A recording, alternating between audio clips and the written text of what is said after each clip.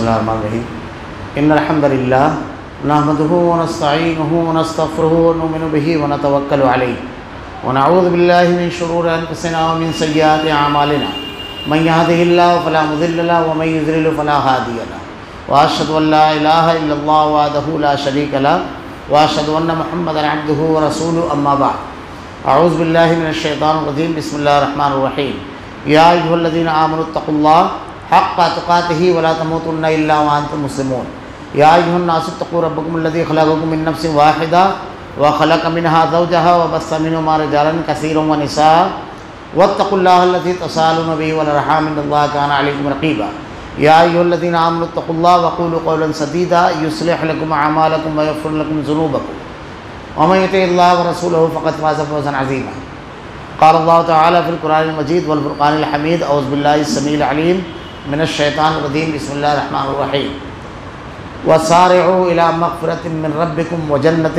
عرضها السماوات والارض اعدت للمتقین الذین ينفقون فی السراء والضراء والکاظمین الغیظ والعافین عن الناس واللہ یحب المتقین والذین اذا فعلوا فاحشۃ او ظلموا انفسهم ذکروا اللہ فاستغفروا لذنوبہم۔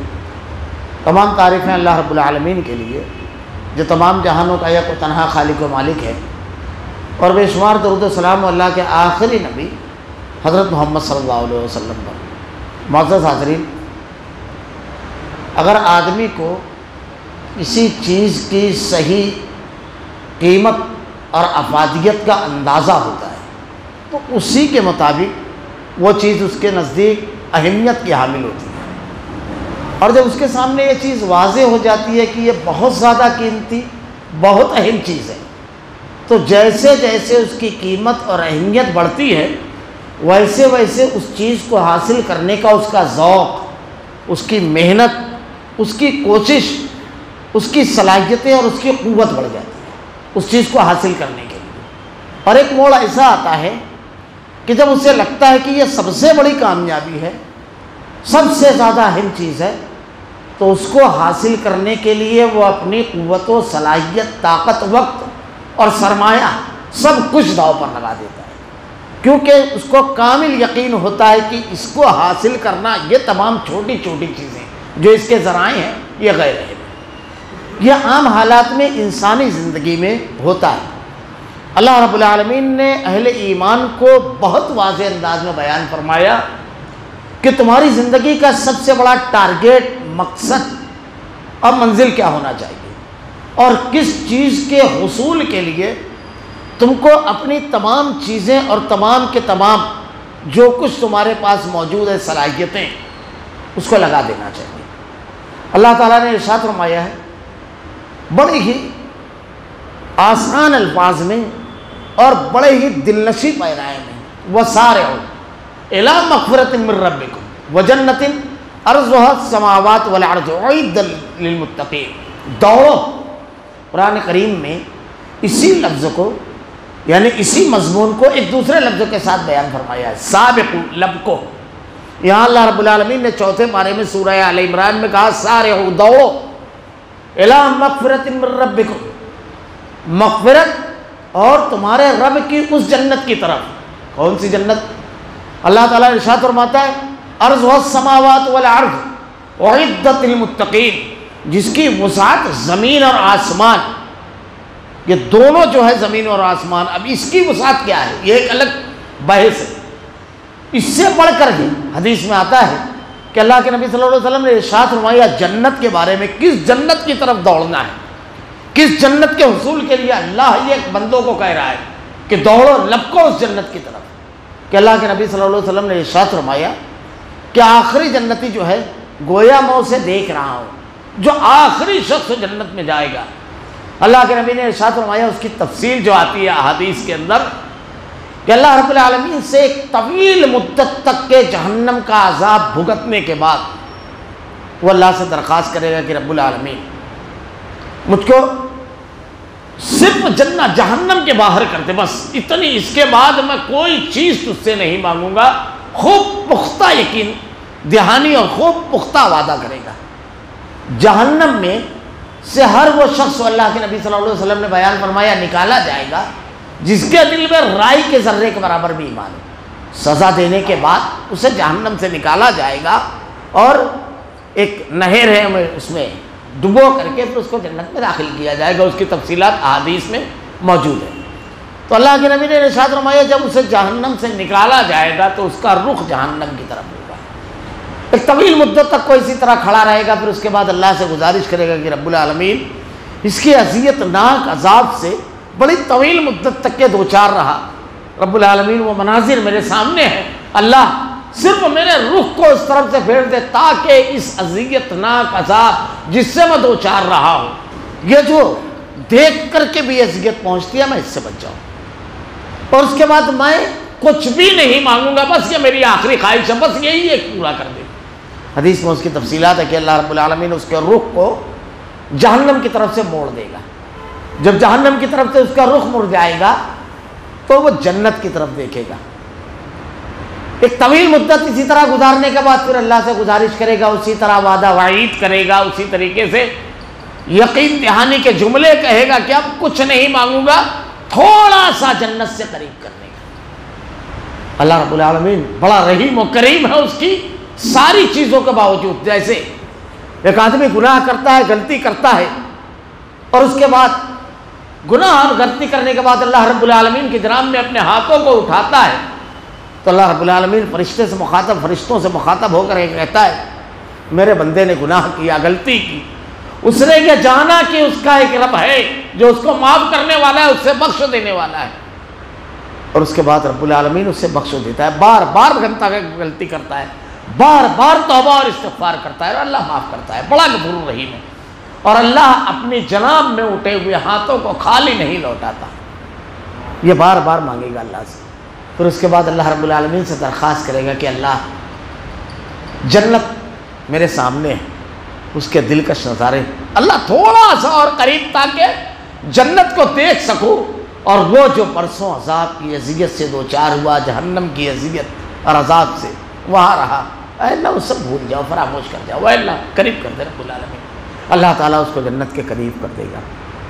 اب وہ جنت کے نظارے جب دیکھے گا تو کافی طویل مدت گزارنے کے بعد پھر وہ اللہ سے دعا کرے گا رب العالمین سے، اور جب وہ دعا کرے گا تو اللہ سے کہے گا اب کچھ نہیں مانگوں گا، بس اس کے دروازے تک پہنچا دے۔ دروازے تک پہنچنے کے بعد پھر اللہ سے کہے گا بس صرف ایک قدم اندر، بس یہ آخری ہے، اس کے بعد کچھ نہیں۔ ہر مرتبہ وہ یہی کہے گا۔ اللہ رب العالمین سے جب وہ یہ دعا مانگے گا، اللہ کتنا کریم ہے اپنے بندوں کے لیے، وہ جہنمی جو سب سے آخری ہے نکلنے والا، اس سے پہلے تمام چھوٹے بڑے کم زیادہ گناہ کرنے والے جو عقیدہ صحیح رکھتے ہوں، ذرے کے برابر بھی ایمان ہے، وہ تمام نکل چکے ہوں گے۔ اللہ تعالیٰ اس سے ارشاد فرمائے گا جا میں نے تجھے جنت دی، اور ایک بڑے سے بڑے بادشاہ کی جو سلطنت تھی دنیا میں اتنی بڑی، یہ صرف جنت میں داخلہ مانگ رہا تھا اللہ سے۔ جب اللہ رب العالمین اس سے کہے گا تو وہ کہے گا کہ بادشاہ ہو کر کے مذاق کرتا ہے، اللہ ہو کر کے اس کے گناہوں کی وجہ سے اس کو یہ امید نہیں ہوگی۔ اللہ تعالیٰ کہے گا اس سے 10 گناہ۔ اللہ کے نبی نے کہا ایک جنتی کو جو جنت دی جائے گی وہ صرف ایک موتی میں ہوگی اور اس دنیا کے برابر ہوگی۔ اللہ کے نبی نے ارشاد فرمایا یہ ادنا ترین جنتی کا معاملہ ہے، ورنہ جو جنت اللہ تعالیٰ نے ان لوگوں کے لیے تتجافا جنوبهم عن المضاجع يدعون ربهم خوفا وطمعا، اللہ کے جناب میں خوف سے جہنم کے اور جنت کے حصول کے لیے راتوں کو کھڑے ہوتے ہیں، تو اللہ تعالیٰ نے ارشاد فرمایا تتجافا جنوبهم عن المضاجع يدعون ربهم خوفا وطمعا ومما رزقناهم ينفقون فلا تعلم نفس ما اخفي لهم من قرة اعين جزاء بما كانوا، ایسی جنت جس کو کسی آنکھ نے نہیں دیکھا، اللہ کے نبی نے ارشاد فرمایا نہ کسی آنکھ نے دیکھا نہ کسی کان نے سنا، ایسی نعمتوں بھری جنت اللہ تعالیٰ نے تیار کر رکھی ہے، اس کا تصور نہیں کر سکتے ہم۔ اللہ کے نبی نے ارشاد فرمایا کہ جنت کو جب اللہ رب العالمین نے بنایا تو جنت کو بنانے کے بعد حضرت جبرائیل سے جنت اور جہنم دونوں کے بارے میں تفصیل سے آتا ہے کہ حضرت جبرائیل سے ارشاد فرمایا کہ جبرائیل جا کر کے دیکھ کر کے آؤ۔ حضرت جبرائیل علیہ السلام جب جنت دیکھنے کے لیے گئے تو جنت کو دیکھ کر کے جب حضرت جبرائیل آئے تو کہا اللہ تو نے تو ایسی نعمتوں سے اس کو مزین کیا ہے، ایسی نعمتیں اس میں رکھی ہے کہ کوئی شخص ایسا نہیں ہوگا جو اس میں نہ جائے، کوئی شخص ایسا نہیں ہوگا جو اس کے بارے میں سن لے وے، جان لے وے، ہر چیز اس کو حاصل کرنے کے لیے قربان کر دے گا جنت کی اس نعمت کو۔ اللہ رب العالمین نے اس کے بعد جنت کو، حصول جنت کے جو اعمال ہیں اس کے گرد گھیر دیا، جن قربانیوں کو دینے کے بعد یہ قیمتی چیز اللہ تعالیٰ عطا کرنے والا ہے۔ جب حضرت جبرائیل گئے تو کہا اللہ اتنی قربانیوں کے بعد یہ جنت ہے رب العالمین، کیا مشکل ہے کہ کوئی جائے؟ اللہ نے ارشاد فرمایا میرے نیک بندے، متقی بندے، واضح طور پر قرآن میں اس کا اعلان ہے، جو عمل صالح کریں گے، جو توبہ اور استغفار کریں گے، جو میرے در پر جھکیں گے، جو رجوع کریں گے، لا تقنطوا من رحمت اللہ، اللہ کی رحمت سے نا امید نہ ہو۔ ما یفعل اللہ بعذابکم ان شکرتم وآمنتم، اللہ تم کو عذاب دے کر کیا کرے گا اگر تم شکر گزار اور ایمان والے بن جاؤ۔ اللہ رب العالمین بڑا رحیم و کریم ہے۔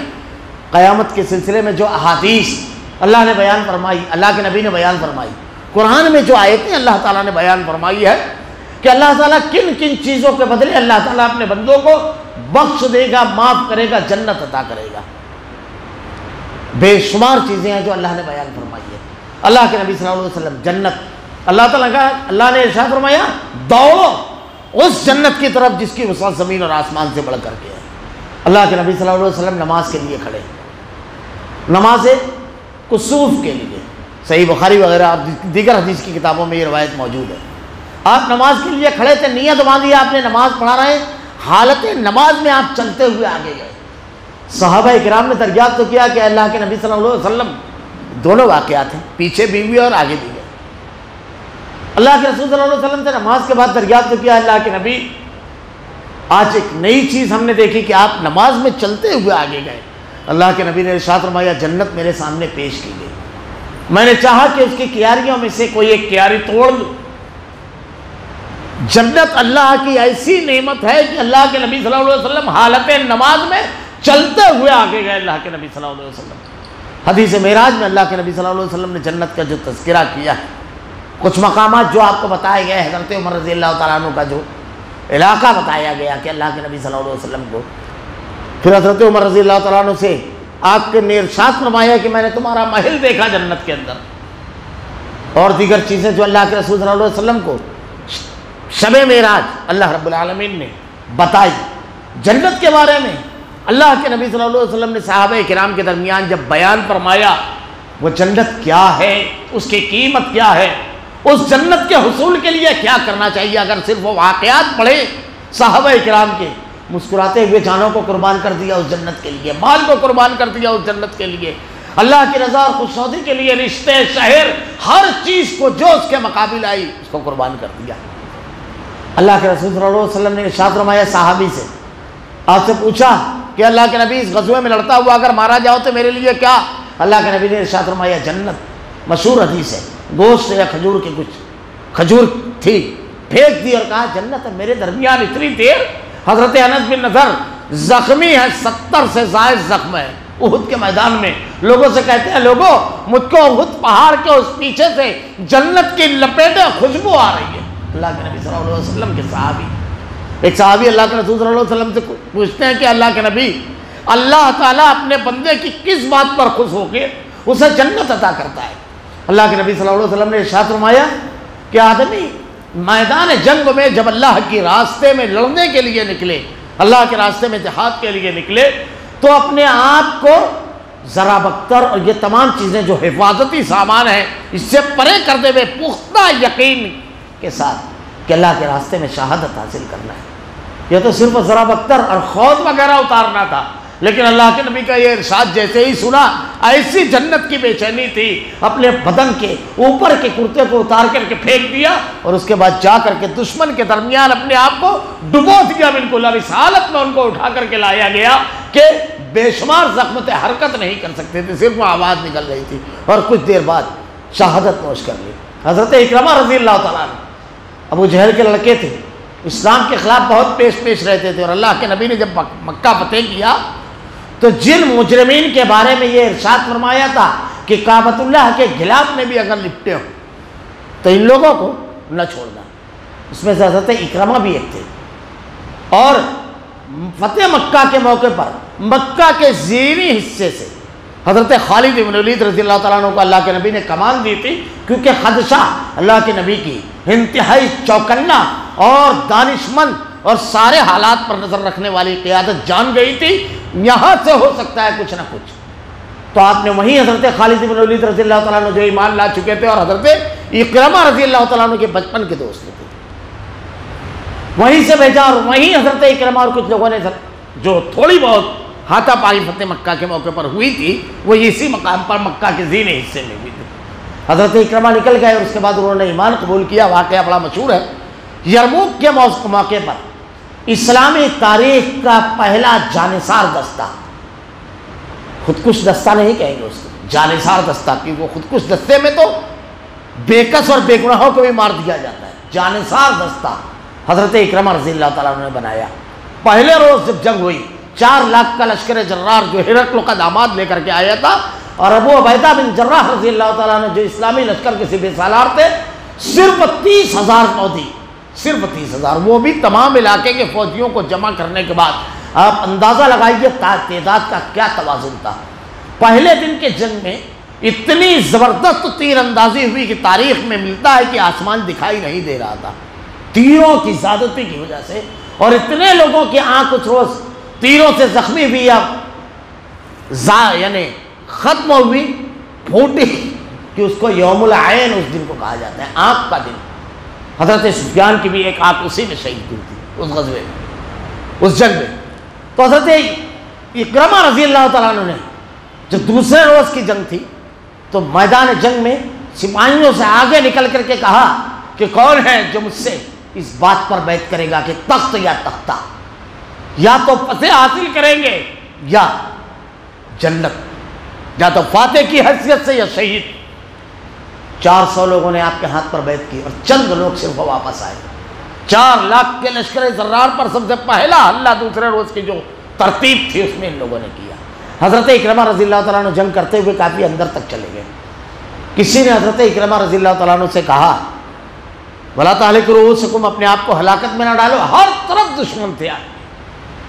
آپ نے ارشاد فرمایا کہ میں وہ اکرمہ ہوں کہ اسلام کے خلاف جب بھی نکلا، اللہ کے رسول اور صحابہ کے خلاف، تو کبھی میں نے جان کی پرواہ نہیں کی. تم ہے اکرمہ پر، اگر آج اللہ کے دین کے لیے نکلا ہوں اور اپنے جان کی پرواہ کروں. اور اس کے بعد ایک عجیب چیز ہوئی، آپ نے اپنے سر کو آسمان کی طرف اٹھایا، تلوار چلا رہے ہیں اور بلند آواز سے کہتے ہیں کہ اللہ مجھے اب نہ لوٹانا، اللہ مجھے جنت عطا فرما، شہادت نصیب فرما رب العالمین، مجھ میں عزم و حوصلہ اور استقلال دے، اللہ مجھے جنت عطا فرما. اس جنت کے حصول کے لیے کیسی قربانی دی تھی حضرت اکرمہ رضی اللہ تعالیٰ عنہ. جب آپ کو اٹھا کر لایا گیا 70 سے زائد زخم آپ کے جسم پر تھے. اب بالکل اٹھا کر صحابہ نے لایا تھا، اور یہ واحد صحابی ہے کہ حضرت خالد بن ولید رضی اللہ تعالیٰ عنہ کی ران پر آپ کا سر تھا. اور حضرت خالد بن ولید رضی اللہ تعالیٰ عنہ اسلامی نہیں انسانی تاریخ کے بے مثال سپہ سالار. ان کی آنکھوں میں آنسو آ گئے حضرت اکرمہ رضی اللہ تعالیٰ عنہ کی شہادت پر، جب آپ شہید ہوئے، جب آپ کو موت. ایک صحابی اللہ کے نبی صلی اللہ علیہ وسلم کے ساتھ غزوے میں شریک ہے. جنت کیا، اللہ کے نبی صلی اللہ علیہ وسلم کے ساتھ غزوے میں شریک ہے. زخم اتنا ہے کہ بس سانس آ جا رہی ہے. صحابہ کرام پانی پلاتے ہوئے زخمیوں کو دیکھتے ہوئے جب ان کے قریب پہنچتے ہیں زید بن سکن، تو ان سے پوچھتے ہیں کہ کسی کو کچھ کہنا ہے، کچھ وصیت، کوئی بات؟ تو کہا اللہ کے نبی سے کچھ کہنا ہے. اللہ کے رسول صلی اللہ علیہ وسلم کو فوراً خبر دی جاتی ہے کہ اللہ کے نبی، یہ دیکھیے صحابی بالکل آخری لمحات ہیں، آپ سے کچھ کہنا چاہتے ہیں. اللہ کے نبی صلی اللہ علیہ وسلم تشریف لاتے ہیں. جب اللہ کے نبی صلی اللہ علیہ وسلم آپ کے قریب تشریف لاتے ہیں تو زخم اتنا ہے بدن میں اور ہر طرف سے خون جاری ہے. سبھی سمجھ رہے ہیں بس چند لمحے ہیں جو زندگی کے باقی رہ گئے ہیں، موت دستک دے چکی ہے آپ کے دروازے پر. آپ اپنے پورے اللہ کے رسول صلی اللہ علیہ وسلم کچھ 2-4 قدم دوری سے اور تھوڑا سا کچھ جھک کر کے پوچھتے ہیں کیا کہنا چاہتے ہیں. بس اللہ کے نبی صلی اللہ علیہ وسلم کی طرف آنکھیں پوری کھول کر کے دیکھی، نقاہت سے آنکھیں تقریباً بنتی روایتوں میں ملتا ہے، جو تاریخ کی روایتیں ہیں۔ آپ نے اپنے جسم کی پوری توانائی کو جمع کیا اور جسم کو تھوڑا سا گھسیٹ کر کے اللہ کے نبی صلی اللہ علیہ وسلم کے قدموں کے قریب کیا، اور اس کے بعد پوری آنکھ کھلی اور ایک جملہ ارشاد فرمایا تھا، فزت ورب الکعبہ، کعبہ کے رب کی طرف قسم میں کامیاب ہو گیا۔ یہ اللہ کی جنت، اس کے حصول کے لیے اللہ تعالیٰ اسی کے لیے کہہ رہا ہے سارعوا سابقوا لبکو، دوڑو اس جنت کی طرف جس کی وسعت زمین اور آسمان سے بڑھ کر کے ہے۔ اللہ تعالیٰ ارشاد فرما رہا ہے ہم پر جو مہینہ ابھی رمضان المبارک کا آنے والا ہے، جس مہینے میں ہمیں ابھی داخل ہونے والے ہیں، بڑی مشہور حدیث ہے اللہ کے نبی صلی اللہ علیہ وسلم کی، بہت ہی مشہور حدیث ہے کہ اللہ کے نبی صلی اللہ علیہ وسلم ایک مرتبہ منبر پہ مسجد میں تشریف لائے، صحابہ کرام تشریف فرمائے، آپ نے پہلے زینے پر قدم رکھا اور کہا آمین، دوسرے زینے پر قدم رکھا اور کہا آمین، تیسرے زینے پر قدم رکھا اور کہا آمین۔ صحابہ کرام نے دریافت کیا تو آپ نے ارشاد فرمایا لعنت ہو اس شخص پر جو رمضان المبارک کا مہینہ پائے، توبہ اور استغفار، عبادت اور ریاضت کر کے اپنے آپ کو جنت کا مستحق نہ ٹھہرا لے گا۔ یہ حصول جنت کا مہینہ ہے، رمضان المبارک کا مہینہ اللہ کی رضا اور خوشنودی حاصل کرنے کا مہینہ ہے، توبہ اور استغفار کرنے کا مہینہ ہے۔ استقبال رمضان جو جملہ استعمال کیا جاتا ہے، اللہ کے نبی صلی اللہ علیہ وسلم حدیث میں آتا ہے صحابہ کرام سے کہتے ہیں، امہات المؤمنین سے، اپنے اہل خانہ سے کہتے ہیں کہ لوگوں رمضان المبارک آ رہا ہے۔ اللہ حضرت عائشہ کہتے ہیں کہ رمضان کے علاوہ کسی مہینے میں نے آپ کو اتنا روزہ رکھتے ہوئے نہیں دیکھا، حتیٰ کہ شعبان میں اتنا روزہ رکھتے کہ آپ اس کو رمضان سے ملا دیتے۔ رمضان سے ملانے کا مطلب کثرت اتنی رہتی تھی روزوں کی، اتنی زیادہ، اور تلاوت کلام اور تمام چیزیں آپ کی شعبان ہی سے بڑھ جاتی رمضان کی تیاری کے لیے، کیونکہ کہتے اللہ کے نبی لوگوں وہ مہینہ آپ کے اوپر آنے والا ہے جس میں اللہ رب العالمین عام معافی کا اعلان کرتا ہے۔ روزانہ رات میں ایک اعلان ہوتا ہے اللہ کی جانب سے، اے اللہ کی جانب سے، اے گناہ کے کرنے والے رک، اے توبہ اور استغفار کے طلبگار اپنے ہاتھوں کو اٹھا، اے نیکی کے کرنے والے بڑھ، رب العالمین بخشنے والا ہے، مہربان ہے، بے شمار بندوں کے اللہ تعالیٰ نجات دیتا ہے۔ اس مہینے میں رب العالمین اس مہینے میں آدمی اللہ سے رجوع ہو، جنت حاصل کرے، اس کے لیے کیسا ماحول ہوتا ہے۔ اللہ کے نبی نے ارشاد فرمایا سارے شرکت شیاطین قید کر دیے جاتے ہیں۔ اگر ایک آدمی نیکی کرنا چاہے تو طبیعت کا میلان فوراً نیکی کی طرف ہو جاتا ہے، کیونکہ وہ رحیم و کریم رب اس رحمتوں اور مغفرت اور بخشش کے مہینے میں جب نیکیوں کا معاملہ عام دنوں سے بالکل الگ ہوتا ہے، یعنی نوافل کا ثواب فرض کے برابر ہو جاتا ہے۔ بڑی مشہور حدیث ہے کہ اللہ کے نبی نے ارشاد فرمایا رمضان المبارک میں اگر کوئی عمرہ کرتا ہے، یہ نفل عبادت ہے، تو اس کا ثواب حج کے برابر ہے۔ اللہ رب العالمین نیکیوں کو اس طرح بڑھا دیتا ہے اللہ تعالیٰ رمضان المبارک میں، اور ان نیکیوں کو کرنے کے لیے اللہ اتنا رحیم و کریم ہے کہ سارے شرکت شیاطین کو قید کر دیتا ہے جو نیکیوں کو کرنے میں رکاوٹ ڈالنے والے اور گناہ کے دائی ہیں، تاکہ ماحول ایسا رہے کہ آدمی ذرا سا اپنی طبیعت کو اس طرف مائل کرے اور نیکیاں کرنا شروع کر دے۔ اللہ کے نبی نے کہا جہنم کے سارے دروازے بند کر دیے جاتے ہیں، جنت کے سارے دروازے کھول دیے جاتے ہیں اس مہینے میں، سارے کے سارے دروازے کھول دیے جاتے ہیں۔ اللہ کے رسول صلی اللہ علیہ وسلم نے اس ماہ مبارک کے بارے میں ارشاد فرمایا کہ اس مہینے میں خوب اللہ رب العالمین کی تلاوت، کلام کی تلاوت، ذکر و اذکار، توبہ اور استغفار، اللہ کے راستے میں مال کو خرچ کرنا۔ عام دنوں کے بنسبت اللہ کے رسول صلی اللہ علیہ وسلم کا معاملہ یہ تھا کہ آپ کا ہر معاملے میں عبادت، ذکر و اذکار، تلاوت اور جود و سخا کے معاملے میں بہت زیادہ بڑا ہوا ہوتا معاملہ۔ آپ اپنے اہل خانہ کو اس کے لیے تیار کرتے۔ عام دنوں میں جو صحابہ اکرام کا معمول تھا کہ ضرورت کی چیزوں کو رمضان المبارک سے پہلے اپنے گھروں میں رکھ لیتے تاکہ رمضان مہینے میں اپنے آپ کو خالی کر لیں۔ یہ مہینہ توبہ اور استغفار کا مہینہ ہے۔ اس مہینے میں دو چیزیں جو بہت خاص ہیں، دو چیزیں۔ پہلی چیز اللہ تعالیٰ نے قرآن میں رمضان کے بارے میں جو بیان فرمایا ہے، ایک آیت میں اللہ تعالیٰ نے تین چیزیں بیان کی رمضان کی۔ پہلی چیز تاریخ روزوں کی، دوسری چیز روزے کی فرضیت احکام، اور تیسری چیز روزے کا فائدہ۔ اللہ تعالیٰ نے 3 چیزیں ایک ساتھ بیان کی۔ یا ایھا الذین آمنوا کتب علیکم الصیام کما کتب علی الذین من قبلکم لعلکم تتقون۔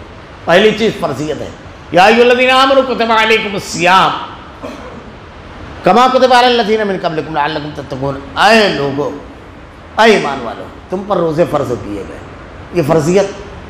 کما کتب علی الذین من قبلکم، تم سے پہلے جتنے بھی اہل ایمان تھے سب پر اللہ نے روزہ فرض کیا ہے۔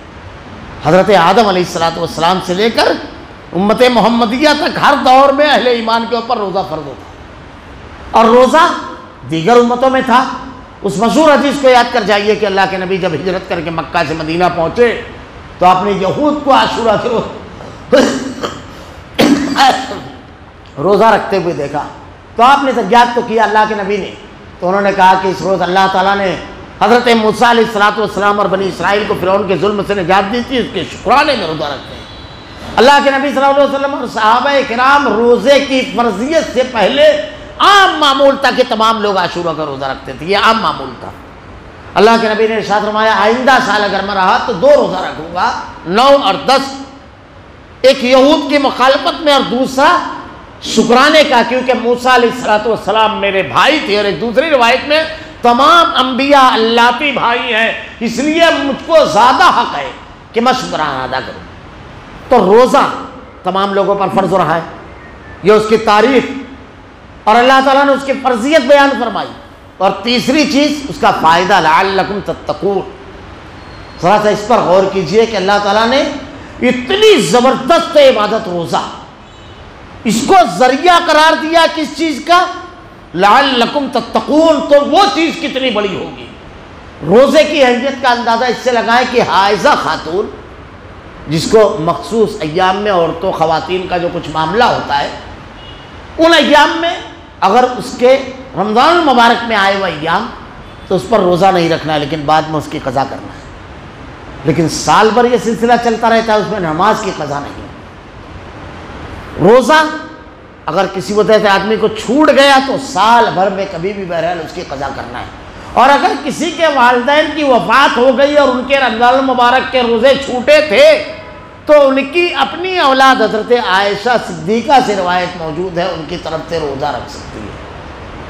اور اگر آدمی ایسی بیماری میں مبتلا ہے یا اتنا بوڑھا ہو چکا ہے کہ اب امکانات صحت کے ختم ہو چکے ہیں تو اسے 2 وقت کا کھانا ایک مسکین کو فدیہ کے طور پر دینا ہے۔ روزے کی فرضیت اتنے زبردست ہو۔ روزہ اللہ کے نبی نے ارشاد فرمایا کہ اللہ تعالیٰ ارشاد فرماتا ہے ہر عمل کا اجر صلہ بیان کر دیا گیا ہے، لیکن روزہ بندہ میرے لیے رکھتا ہے۔ کیسے بندہ اس کے لیے رکھتا ہے روزہ؟ دوسرے اعمال میں اور تھوڑا سا اس میں فرق ہو گیا ہے۔ اس میں فرق یہ ہے خالص اللہ کے لیے۔ روزہ شعور بندگی کو بیدار کرتا ہے، اللہ کی عظمت کو دل میں راسخ کرتا ہے۔ کیسے خالص اللہ کے لیے رکھتا ہے آدمی؟ غور کرے، تدبر کرے۔ رمضان المبارک کا مہینہ ہے، پہلی چیز تو یہ بندگی کس مقام پر چلی جاتی ہے، اللہ کے احکامات کی فرما برداری آدمی کیسے کرنے لگتا ہے۔ اللہ کے نبی صلی اللہ علیہ وسلم نے ارشاد فرمایا صبح صادق سے لے کر کے غروب آفتاب تک کھانا پینا، حلال کمائی سے کمایا ہوا پورا رزق، ساری چیزیں آدمی کے پاس میسر ہے، لیکن اللہ نے کہا نہ کھانا نہ اس کو استعمال کرنا۔ دیکھیے اللہ تعالیٰ کیسی توفیق عنایت کرتا ہے بندے کو، اس کا اپنا ذاتی، اس کی اپنی کمائی کا میسر، لیکن ایک لقمہ اللہ نے روک دیا جائز سے۔ جب بندہ اس طرح اطاعت کرنے لگے تو ناجائز پر کیسے قدم اڑائے گا؟ کہ اللہ تیرا حکم آیا تو تیرے جائز سے میں نے اپنے آپ کو روک لیا۔ یہ روکنے کا عمل جو روزے میں یہ جو تربیت ہوتی ہے، یعنی منکرات سے آدمی اپنے آپ کو گناہ سے کیسے روک سکتا ہے، روکنے کی یہ قوت دے دیتا ہے کہ جائز سے کہا کہ رک جا، آدمی اپنے آپ کو روک لیا۔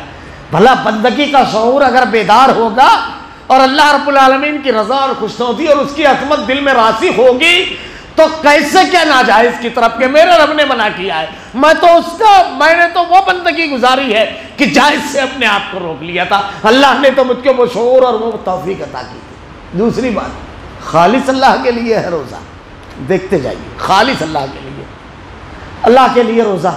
دیکھیے ایک آدمی، گناہ کی ایک نفسیات ہے پوری دنیا میں، سائیکالوجی ہے گناہ کی، ماہرین نے جو تجزیہ کیا ہے، جب آدمی جرم اور گناہ کرتا ہے تو سب سے پہلا کام یہ کرتا ہے محتسب نگاہوں کا حصار۔ میں اس کو اور آسان کر دوں، ایسے لوگوں کی نظروں سے بچنا چاہتا ہے جو اس کو سزا دے سکتے ہیں، اس سے باز پرس کر سکتے ہیں، سوال جواب اس کو ڈانٹ سکتے ہیں، جو بھی کر سکتے ہیں ایسی۔ اب اس کی ترتیب ہے کہ قانون کا ڈنڈا زیادہ بڑا ہے تو سزا دینے میں یہ بڑا ہے، اس سے ادھر ادھر دیکھا نہیں ہے وردی والا تو ٹیبل سیٹ بھی گزر جا رہی، اور پتہ چلا ہے تو اسٹیئرنگ گھوم گئی۔ اپنے علاقے سے نکل گئے، ہمارے نوجوان ہمارے بزرگ نہیں دیکھ رہے ہیں، ماں باپ نہیں دیکھ رہے ہیں، کوئی ایسا نہیں دیکھ رہا ہے، گناہ پہ جری ہو گئے، نگاہوں کا حصار ٹوٹا، آدمی گناہ کیا۔ اب دیکھیے اللہ رب العالمین نے ہم پر روزہ فرض کیا، یہ محتسب نگاہوں کا حصار نہیں ٹوٹنے دیتا ہے۔ اور کیسے نہیں ٹوٹنے دیتا ہے ذرا غور کیجئے۔ ایک آدمی روزے دار ہے، روزے کی حالت میں انتہائی شدید پیاس اس کو لگی ہوئی، شدید پیاس، مومن ہے وہ۔ اب وہ کسی نہر میں یا کسی تالاب میں یا سوئمنگ پول میں جس جگہ بھی وہ غسل کر رہا ہے، اب اگر وہ ڈبکی لگاتا ہے تو اس کے ہر طرف پانی ہے۔ کیا اس حالت میں جب انتہائی شدید پیاس لگی ہو، کوئی روزہ دار ڈبکی لگائے تو ایک قطرہ بھی پانی پیے گا؟ پی سکتا ہے؟ دیکھیے اہل ایمان کا جواب یہ ہوتا ہے کتنے ہی سر ہیں جو ناپ میں ہل رہے ہیں، کیونکہ کوئی نہیں پیتا ہے۔ کیوں؟ ہر طرف پانی موجود ہے، کوئی دیکھنے والا نہیں ہے، ایک گھونٹ نہیں، پورا پیٹ بھر کر اندر پی لے ہوئے تو کسی کو خبر نہیں ہوگی۔ لیکن وہ کون سی چیز ہے جو اس کے ہونٹوں کو مزید سختی سے بند کروا دیتی ہے؟ نہ ایک قطرہ بھی نہیں جانا چاہیے، وہ کون سی چیز ہے؟ یہی بندگی کا شعور ہے۔ روزہ رب کے لیے رکھتا ہے آدمی، میرا اللہ دیکھ رہا ہے، یہ نہر کے اندر میرا اللہ دیکھ رہا ہے، ایک قطرہ نہیں۔ یہی شعور پختہ ہوتا ہے عام حالات میں، بند و کمروں میں جب آدمی گناہ پر جری ہوتا ہے، میرا اللہ دیکھ رہا ہے، یہ کیوار نہیں، یہ چھتیں نہیں، وہ حصار، میرا اللہ دیکھ رہا ہے۔ گناہ سے آدمی کو روک لیتا ہے، منکرات سے روکنے والا مہینہ، گناہ سے روکنے والا، اس کی تربیت رمضان المبارک ہے۔ اللہ رب العالمین نے ارشاد فرمایا لعلکم تتقون، یہ روزہ کتنی اہم چیز ہے۔ اللہ کے نبی نے کہا کہ اللہ تعالیٰ کہہ رہا ہے میرے لیے، یہ یہی ہے میرے لیے، کہ بندگی کے شعور کو بیدار کرتا ہے، رب کی عظمت دل میں راسخ کرتا ہے، ہمارے وہ مثبت جذبات جو معروف کی طرف ابھارتے ہیں، نیکی کی طرف ابھارتے ہیں، اس کو قوت دیتا ہے۔ نفس مطمئنہ کو، نفس امارہ مر جاتی ہے، کمزور ترین ہو جاتی ہے، کنٹرول ہوتا ہے، بھوک پہ کنٹرول، خوراک پہ کنٹرول، اپنی خواہشات پر کنٹرول۔ بیوی سے آدمی کسی بھی وقت تعلق قائم کر سکتا ہے، دن میں رات میں ایسی کوئی قید نہیں ہے، لیکن رمضان المبارک میں کہہ دیا گیا نہ، لیلۃ القدر میں اگر کوئی اعتکاف میں ولا تباشرون وانتم عاکفون بالمساجد تو اعتکاف کی حالت میں نہیں، جذبات تک پہ کنٹرول، صرف خواہشات، جذبات تک کے، اپنے جذبات کو بھی اپنے تابع نہیں رکھتا ہے، یہ رمضان المبارک میں تربیت ہے۔ تو اللہ تعالیٰ نے کہا روزہ ذریعہ بڑا زبردست ہے۔ اب ذرا سا غور کیجئے اس پہ ایک اور چیز کہ اللہ رب العالمین نے اس کو تقوی حاصل کرنے کا ذریعہ قرار دیا ہے رمضان المبارک کو، روزوں کو۔ اللہ کے نبی صلی اللہ علیہ وسلم نے اس کو بیان فرمایا کہ ایک آدمی جب روزہ رکھے تو روزے کی حالت میں جھگڑا نہ کرے، جھوٹ فساد نہ بولے، برائی اور گناہ کے کام نہ کرے۔ اگر کوئی شخص اس سے نزاع اور جھگڑا کر رہا ہے تو اس کو وہ کہہ دے کہ میں روزے سے ہوں، ایک جملہ، روزے سے ہوں، اپنے آپ کو اس سے روکے۔ یہ تمام چیز جو ممنوع ہے جس سے روکا گیا، دیکھیے سب سے اہم چیز یہ کہ اگر روزہ ایسا ہوگا جیسا اللہ کے نبی نے بیان فرمایا، یعنی گناہ سے بچتے ہوئے، نیکیاں کرتے ہوئے اگر ہم بھوکے اور پیاسے رہے تو کیا ہوگا؟ ہم کو حاصل ہوگا اس کا فائدہ۔ ورنہ ایک بالکل آسان اصول ہے، مقصد کو حاصل کرنے کے لیے جو ذریعہ ہے اس کا صحیح ہونا ضروری ہے۔ اللہ کے نبی نے کہا روزے کا صحیح ہونا ضروری ہے، کیونکہ روزے کے ذریعے آپ کو تقویٰ ملنے والا ہے، تو مقصد کے حصول کے لیے ذریعے کا صحیح ہونا ضروری ہے۔ جیسے مثلا ایک آدمی ہے، اگر وہ رات میں ڈاکہ ڈال کے دن میں لوگوں کو صدقہ اور خیرات کرے اور لوگوں میں مال تقسیم کرے، تو کیا اس کو صدقے کا ثواب ملے گا؟ اس لیے کہ اس کا ذریعہ غلط ہوا، تو مقصد کا فائدہ اس کو نہیں حاصل ہوگا۔ ذریعہ کا درست ہونا ضروری ہے مقصد کو فائدہ حاصل کرنے کے لیے۔ اب ایک آدمی روزے میں گالی گلوچ، جھگڑا، غیبت، چغلی کر رہا ہے، تو ذریعہ جب غلط ہو گیا تو مقصد لعلکم تتقون، اس کا فائدہ اس کو نہیں حاصل ہوگا۔ اس لیے مقصد کے حصول کے لیے ذریعے کا صحیح ہونا بہت ضروری ہے۔ اسی لیے اللہ کے نبی نے کہا کہ روزہ جب رکھو تو اپنی زبان، اپنی خواہشات سب کو برائی سے، گناہ سے، نافرمانیوں سے روکو تاکہ اس کا مقصد حاصل ہو۔ تیسری بات لعلکم تتقون، اس کے ذریعے تقوی حاصل کرنا ہے۔ رمضان المبارک کی آمد پر عموماً کبھی کبھی رمضان مہینے میں اکثر علماء کرام چاروں ہفتہ یہی اسی پر کہتے ہیں۔ لوگوں کو کبھی کبھی سوچتے ہیں کہ ایک ہی عنوان، لیکن حقیقت تو یہ ہے کہ اگر صرف لفظ تقوی قرآن میں جو استعمال کیا گیا ہے اس کا صرف ترجمہ کرنا شروع کیا جائے تو اس کے لیے کئی خطابات کا ناکافی ہو گئے۔ یوں سمجھ لیجیے کہ اللہ نے جب کہا اتنی اہم ترین عبادت کو ذریعہ اور اس سے حاصل ہونے والی چیز کو تقوی، تو کیا ہوگی؟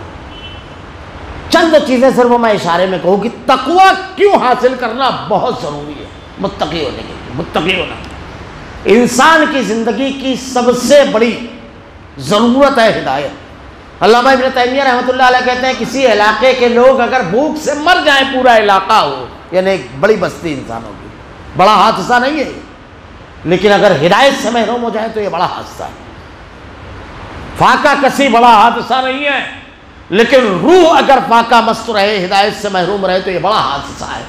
اسی لیے اللہ نے ہدایت کے بارے میں کہا وَإِن مِّن قَرْيَةٍ إِلَّا خَلَا فِيهَا نَذِيرٌ، ہر جگہ ہم نے ڈرانے والا، خوشخبری سنانے والا، جہنم کی آگ سے اور جنت کی نعمتوں سے اور بشارتیں بیان کرنے والا بھیجا۔ اللہ تعالیٰ نے ہدایت کا سامان کیا۔ اس ہدایت کو حاصل کرنے کا ذریعہ کیا ہے؟ اللہ نے ارشاد فرمایا ھدی للمتقین، یہ متقیوں کے لیے ہدایت ہے۔ اللہ تعالیٰ نے کہا، اللہ کے نبی صلی اللہ علیہ وسلم کی اس مشہور حدیث کو یاد کر لیجیے، جیسے اللہ تعالیٰ قرآن میں کہتا ہے قرآن کے بارے میں شہر رمضان الذی انزل فیہ القرآن ھدی للناس، سب کے لیے ہدایت ہے قرآن، تمام لوگوں کے لیے، لیکن یہاں پر کہا گیا متقیوں کے لیے۔ اس کی تفصیل بیان کی ہے مفسرین نے، سلف نے، کہ اللہ کے نبی نے ارشاد فرمایا، حدیث ہے بڑی مشہور، کہ آسمان سے بارش برستی ہے، زمین کی الگ الگ کیفیتیں ہیں۔ ایک زمین ہے پتھریلی، جب اس پر پانی برستا ہے تو زمین خود کوئی فائدہ نہیں حاصل کرتی ہے، لوگ بھی فائدہ نہیں حاصل کرتے ہیں، پانی برسا اور بہہ گیا۔ ایک زمین ہوتی ہے جو گڑھے والی ہوتی ہے، یہاں معاملہ ایسا ہوتا ہے کہ پانی برسا، لوگ فائدہ حاصل کرتے ہیں، زمین نہیں کرتی ہے فائدہ۔ لیکن ایک زمین زرخیز زمین ہوتی ہے، جب پانی برستا ہے تو وہ اپنے اندر جذب کرتی ہے اس زمین کو، اس پانی کو، یہ خود فائدہ اٹھائی، اب اس سے فصل ہوگی، لوگ فائدہ اٹھائیں، یعنی خود بھی فائدہ اٹھاتی ہے اور لوگ بھی۔ اللہ تعالیٰ نے آسمان سے ھدی للناس، سب کے لیے نازل کیا یہ کتاب ہدایت کو، لیکن جس دل میں تقویٰ کی زرخیزی ہوگی، آیت دل میں اترے گی، زندگی میں انقلاب برپا ہوگا۔ اسی کو قرآن نے بڑے پیارے انداز میں بیان فرمایا، ھذا بیان للناس وھدی وموعظۃ للمتقین، عام آدمی کے لیے تو بیان ہے، لیکن نصیحت، زندگی میں انقلاب برپا ہونا، پلٹ جانا زندگی کا کس کے لیے ہے؟ جس کے دل میں تقویٰ کی زرخیزی ہوگی۔ ہم صحابہ کرام کے واقعات پڑھتے ہیں، یہ دیکھیے فضیل بن عیاض گزر رہے ہیں، ڈاکو تھے، صرف ایک آیت قرآن کی، أَلَمْ يَعْنِ لِلَّذِينَ آمَنُوا أَن تَخْشَعَ قُلُوبُهُمْ لِذِكْرِ اللَّهِ، کان میں پڑھتی ہے، انقلاب آ جاتا ہے زندگی میں۔ ایسے بے شمار واقعات ہیں جو، تو پہلی چیز ہدایت کے حصول کا ذریعہ تقویٰ، اور تقوی کے حصول کا ذریعہ روزہ، اور روزہ جیسا اللہ کے نبی نے بیان فرمایا ویسا۔ دوسری چیز، اللہ کی محبت ہر آدمی چاہتا ہے، ہر آدمی۔ اگر اللہ تعالیٰ کسی سے محبت کرنے لگے، زندگی کی معراج اسے حاصل ہو گئی۔ سب سے کامیاب وہی ہے جسے اللہ کی محبت مل گئی۔ اللہ ارشاد فرماتا ہے ان اللہ یحب المتقین، اللہ متقیوں سے محبت کرتا ہے۔ کسی مقام پر، کسی ادارے میں، کسی جگہ اونچا مقام ملے، آدمی کی بڑی کوشش رہتی ہے۔ اللہ تعالیٰ ارشاد فرماتا ہے وَجَعَلْنَاكُمْ شُعُوبًا وَقَبَائِلَ لِتَعَارَفُوا إِنَّ أَكْرَمَكُمْ عِندَ اللَّهِ أَتْقَاكُمْ، ہم نے تم کو مختلف برادریوں اور قبیلوں میں بانٹ دیا، لیکن اللہ کے نزدیک عزت والا مقام مرتبے والا کون ہے؟ إِنَّ أَكْرَمَكُمْ عِندَ اللَّهِ أَتْقَاكُمْ، جو تقوی اختیار کرے۔ آدمی کو مال کی بڑی ضرورت ہوتی ہے۔ اللہ نے کہا وَلَوْ أَنَّ أَهْلَ الْقُرَىٰ آمَنُوا وَاتَّقَوْا لَفَتَحْنَا عَلَيْهِمْ بَرَكَاتٍ مِّنَ السَّمَاءِ، اگر اس بستی کے لوگ تقوی اور پرہیزگاری کی زندگی اختیار کرتے تو اللہ تعالیٰ وَلَوْ أَنَّ أَهْلَ الْقُرَىٰ آمَنُوا وَاتَّقَوْا لَفَتَحْنَا عَلَيْهِمْ بَرَكَاتٍ مِّنَ السَّمَاءِ، اللہ تعالیٰ برکات کے دہانے آسمان سے کھول دیتا ہے ان کے لیے۔ روزی میں برکت تقوی کی بنیاد پر۔ اللہ تعالیٰ ارشاد فرماتا ہے یا ایھا الذین آمنوا ان تتقوا اللہ یجعل لکم فرقانا ویکفر عنکم سیئاتکم ویغفر لکم ذنوبکم۔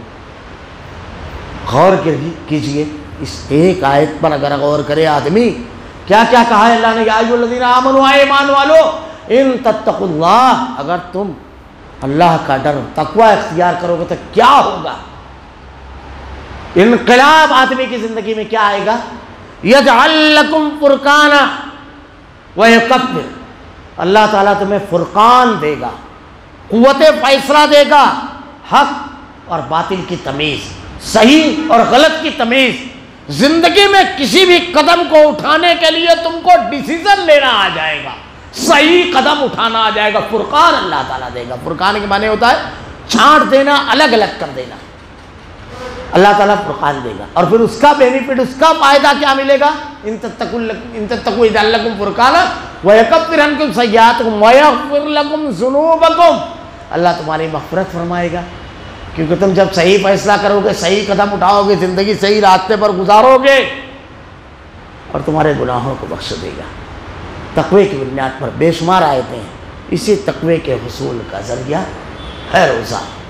رمضان المبارک میں ہم روزہ رکھیں تو اللہ تعالیٰ نے روزے کے جو مقصد کو بیان کیا ہے، اس مقصد پر ہماری نظریں ہونا چاہیے۔ اللہ تعالیٰ نے ایک مقصد دیا ہے کہ ہماری زندگی میں تقوی آ جائے، اور اللہ کے نبی نے اس تقوی کو حاصل کرنے کے لیے جو طریقہ بیان کیا ہے، اس کے لیے ہم ذہنی اعتبار سے مکمل تیاری کریں۔ اب اس کی تیاری کا طریقہ کیا ہے؟ بہت اختصار کے ساتھ اب میں 2-4-5 منٹ میں اپنی بات سمجھ دوں گا۔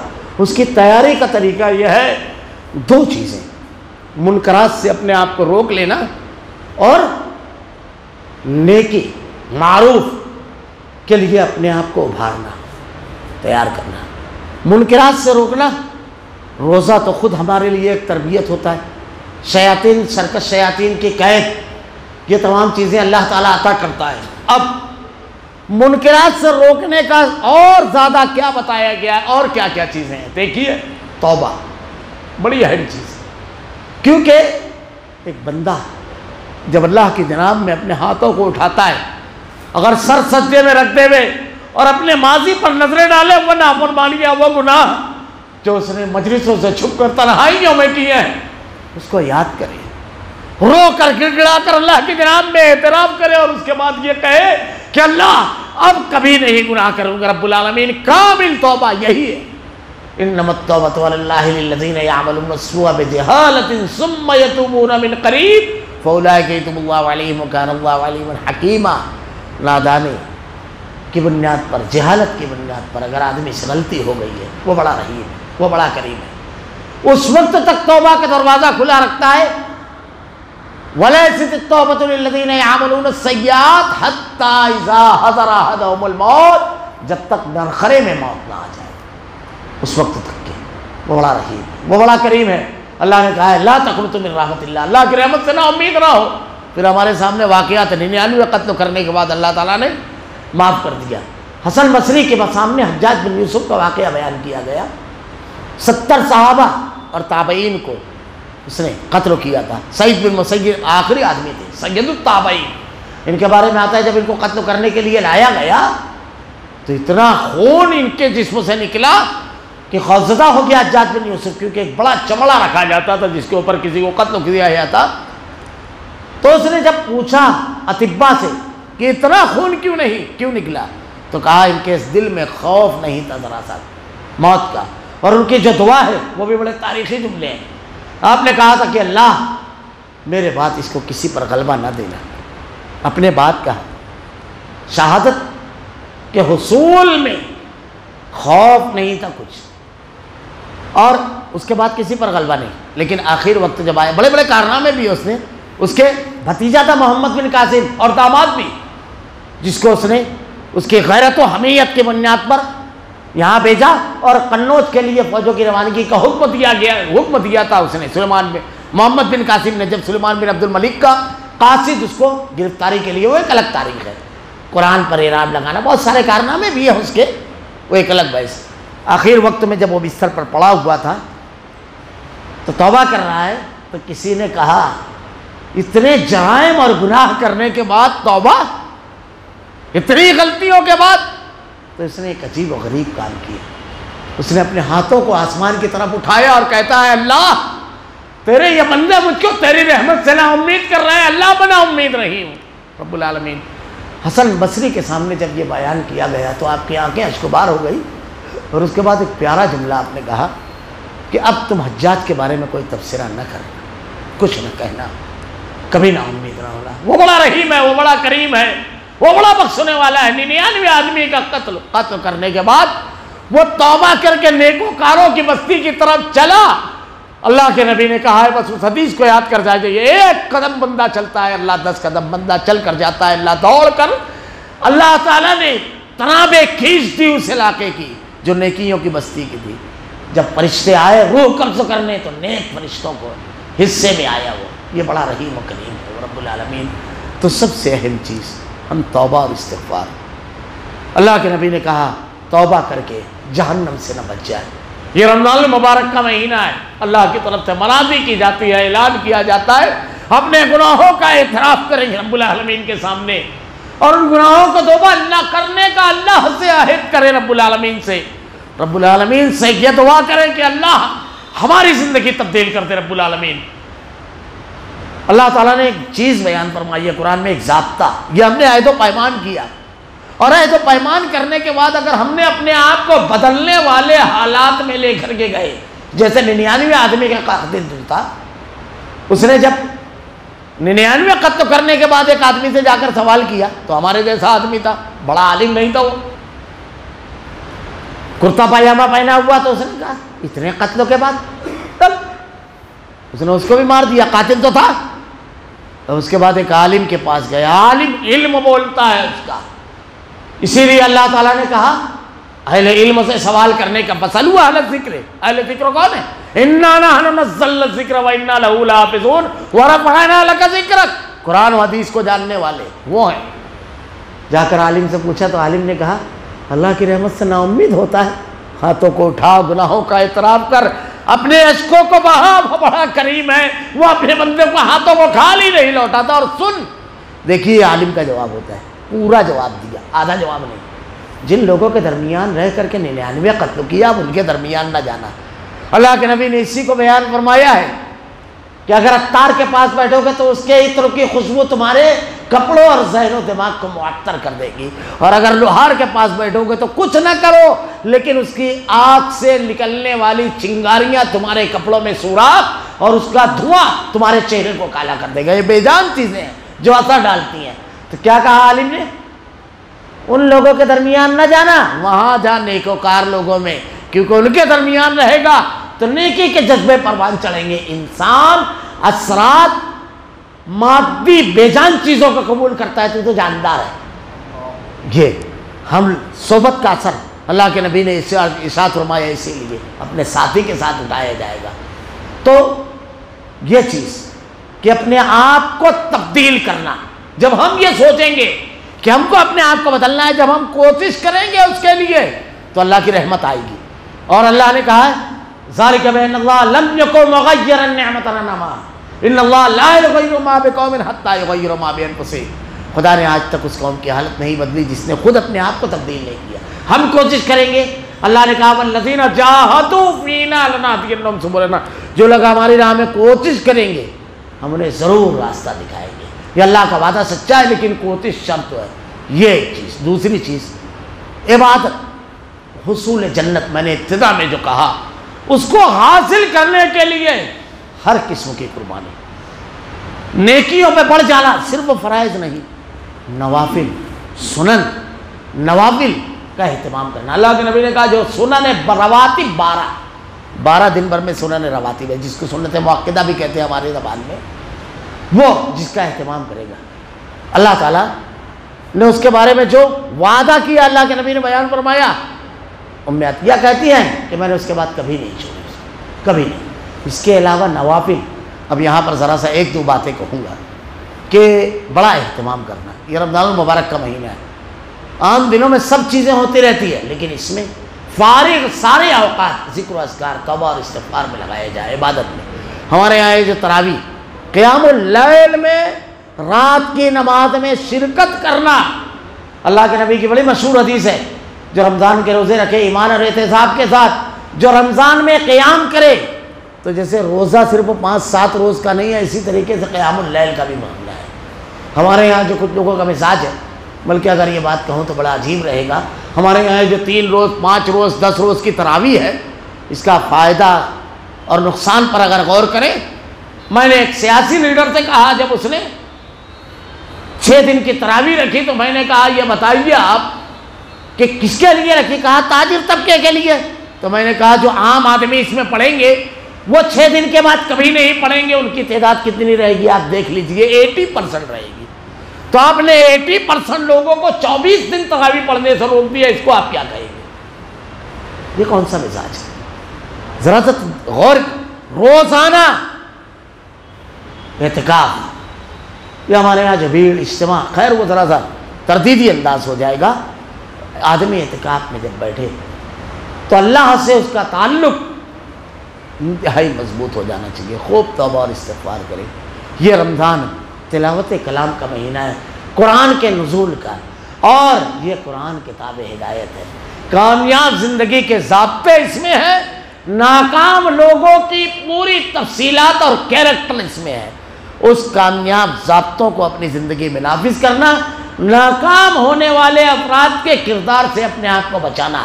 اس لیے جہاں تلاوت کلام کی بہت فضیلت ہے، 1 حرف کے بدلے 10 نیکی ہے، بہت پڑھنا چاہیے، لیکن اس کے ساتھ ساتھ 1 مرتبہ سمجھ کر کے اس کو پڑھنا چاہیے کہ اللہ نے آسمان سے جبرائیل کے ذریعے اس عظیم کتاب کو جو ہمارے لیے بھیجا ہے، اس میں پیغام کیا ہے، اور اللہ سے دعا کرنا چاہیے کہ رب العالمین اس پیغام کو صرف پڑھنے نہیں، اس کو سمجھنے، اس کو اپنی زندگی میں نافذ کرنے، اس پر عمل کرنے کی توفیق دے۔